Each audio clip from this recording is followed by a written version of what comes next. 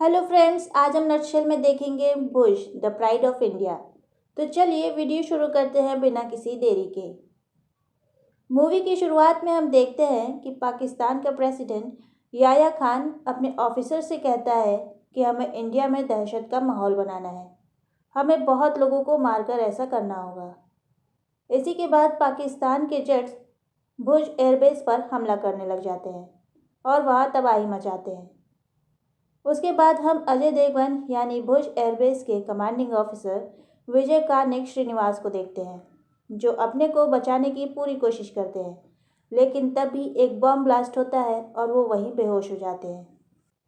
फिर जामनगर के एयरबेस को दिखाया जाता है। वहाँ भी पाकिस्तानी जेट्स ने तबाही मचा दी होती है। वहाँ के फाइटर पायलट विक्रम सिंह बाज भी जेट से उड़ान भरकर पाकिस्तानी जेट्स को मुंह तोड़ जवाब देते हैं। उसके बाद भुज एयरबेस का सीन आता है, जहां ऑफिसर विजय श्रीनिवास को होश आता है और वो उठकर टैंक से जेट पर हमला करने लगते हैं और वो कुछ पाकिस्तानी जेट्स को उड़ाने में कामयाब भी होते हैं। उधर विक्रम सिंह लड़ाई में उनके जेट पर हमला होने के कारण समुद्र में गिर जाते हैं। फिर कहानी हमें 2 हफ्ते पहले के सीन में ले जाती है। वहाँ हम ऑफिसर नायर को देखते हैं, जो कभी किसी से हारते नहीं थे। फिर रणछोड़ दास पग्गी को भी दिखाया जाता है, जो पहले पाकिस्तान के बॉर्डर के पास एक गांव में रहते थे। एक दिन उनके यहाँ पाकिस्तानी आर्मी के लोग दावत के लिए जानवर मांगने आते हैं, लेकिन रणछोड़ उनसे लड़ाई करके उन्हें मार डालते हैं और वो कहते हैं कि हम बेकसूर जानवरों की हत्या नहीं होने देंगे। और वो फिर गांव से जाकर रॉ को ज्वाइन कर लेते हैं। पग्गी रेगिस्तान के बारे में सब कुछ जानते हैं। वो पैरों के निशान देखकर ये बता सकते हैं कि यहाँ से कौन गुजरा है। फिर वो रॉ के ऑपरेशन हूर में काम करने लगते हैं और उनका काम आतंकियों के खुफिया जगहों का पता लगाना होता था। फिर हमें मोहम्मद हुसैन नाम के शख्स को दिखाया जाता है, जिसे इंडियन आर्मी बेस पर हमला करने का ऑर्डर मिला था। फिर भुज एयरबेस का सीन आता है, जहां सेलिब्रेशन चल रहा होता है, जहां विजय कार्निक और उनकी पत्नी को दिखाया जाता है। तभी वहां पाकिस्तानी जेट से हमला हो जाता है। चूंकि भुज एयरबेस पर बहुत नुकसान हो जाता है, इसलिए फिर विजय कार्निक भी बहुत कड़ी टक्कर देते हैं, जिससे कि उनके दोस्त शहीद हो जाते हैं। फिर हम मोहम्मद हुसैन को देखते हैं, जो हिना रहमान नाम की एक लड़की के साथ होता है। मोहम्मद हुसैन ब्रिगेडियर बैग और तैमूर से मिलता है और भुज पर अटैक करने की प्लानिंग करता है। वहीं हम देखते हैं कि हिना सारी बातों को एक पन्ने पर लिखकर बॉल में डालकर उसे फेंक देती है और कोई आदमी उस बॉल को लेकर चला जाता है। फिर हमें हिना की कहानी दिखाई जाती है। हिना का भाई एक रॉ एजेंट था और मोहम्मद हुसैन ने उसे पकड़ लिया था और सबके सामने उसको पत्थर से मार मार कर उसे मार डाला था। इसलिए हिना के अंदर बहुत ज़्यादा गुस्सा भरा रहता है और वो रॉ को ज्वाइन कर लेती है और साथ ही सारी ट्रेनिंग भी लेती है और वो मोहम्मद हुसैन की सारी जानकारी रॉ तक पहुंचाती है। हिना की जानकारी के मुताबिक इंडिया में पाकिस्तान के कई खुफिया एजेंट्स हैं, जो किसी स्पेसिफिक जगह पर हैं।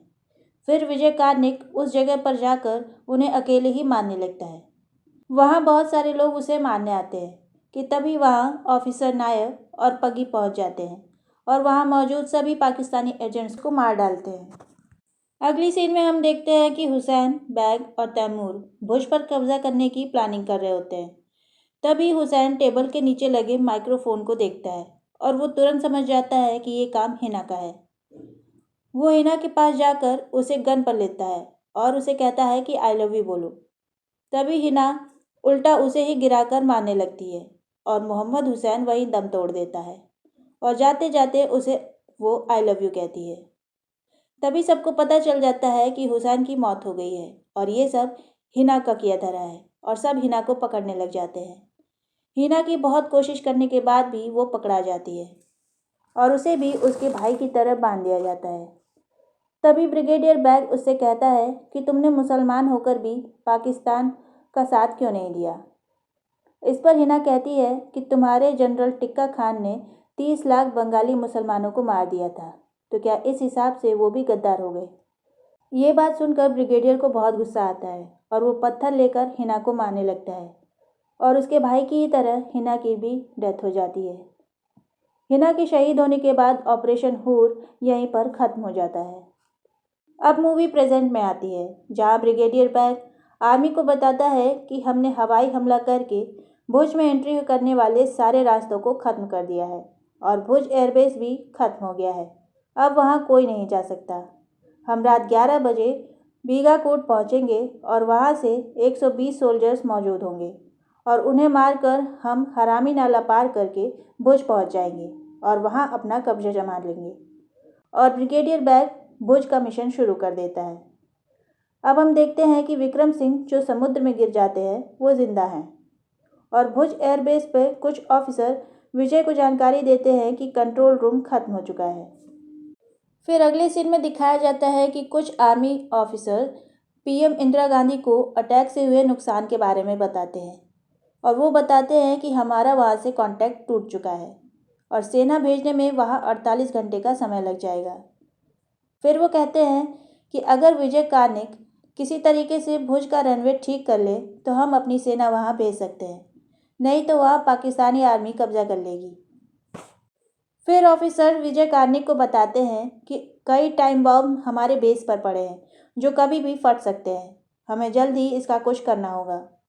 विजय कार्निक सभी टाइम बॉम्ब में अलग से एक एक बॉम्ब लगाकर एक दूसरे को कनेक्ट कर देता है और मिट्टी से उसे ढककर उन्हें उड़ा दिया जाता है।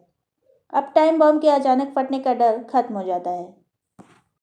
फिर विजय कार्निक ऑफिसर मुखर्जी को बताता है कि यहाँ का रनवे पूरी तरीके से खत्म हो चुका है।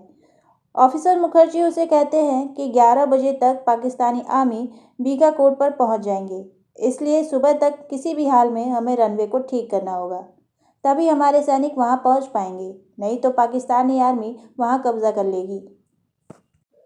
फिर हम देखते हैं कि जामनगर एयरबेस पर विक्रम सिंह अपने ऑफिसर्स को बताते हैं कि भुज की तरफ जाने का रास्ता तबाह हो चुका है, इसलिए कार्गो प्लेन से ही सैनिकों को वहां जाना होगा।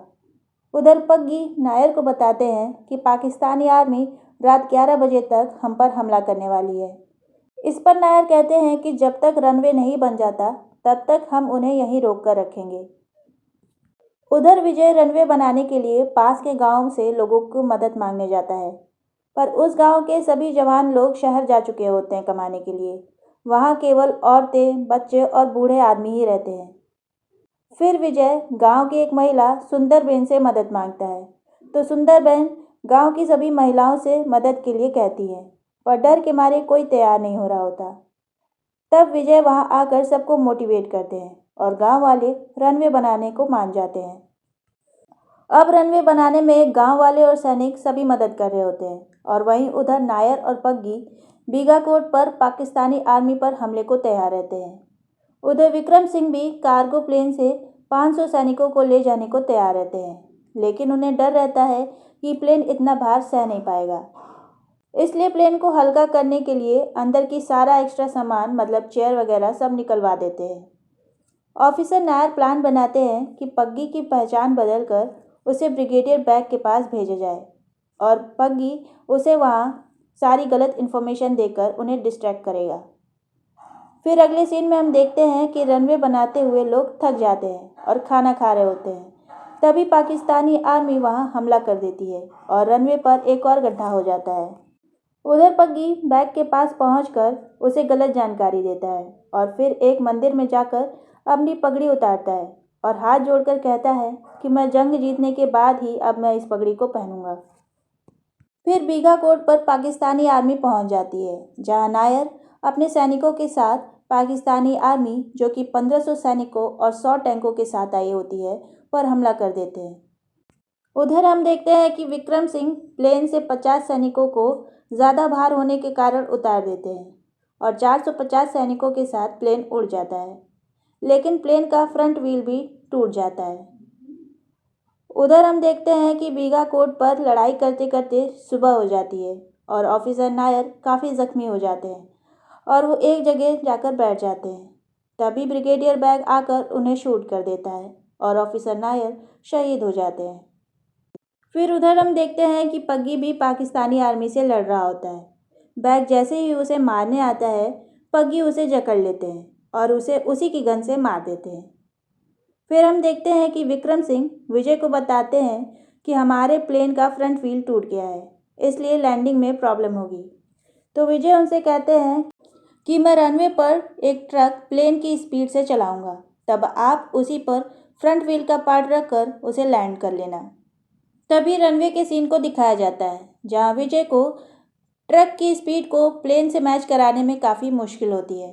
ट्रक डिसबैलेंस होने लगता है और व्हील्स में आग लग जाती है, लेकिन आखिरकार वो किसी तरीके से प्लेन को लैंड कराने में कामयाब हो जाते हैं और सारे सैनिक अपनी पोजीशन ले लेते हैं और पाकिस्तानी आर्मी पर हमला कर देते हैं।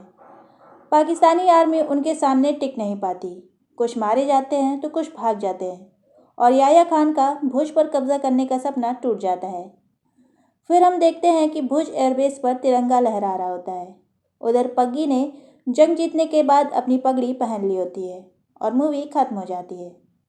तो आज के इस वीडियो में इतना ही। अगर वीडियो पसंद आया हो तो वीडियो को लाइक शेयर करें और चैनल को सब्सक्राइब करें।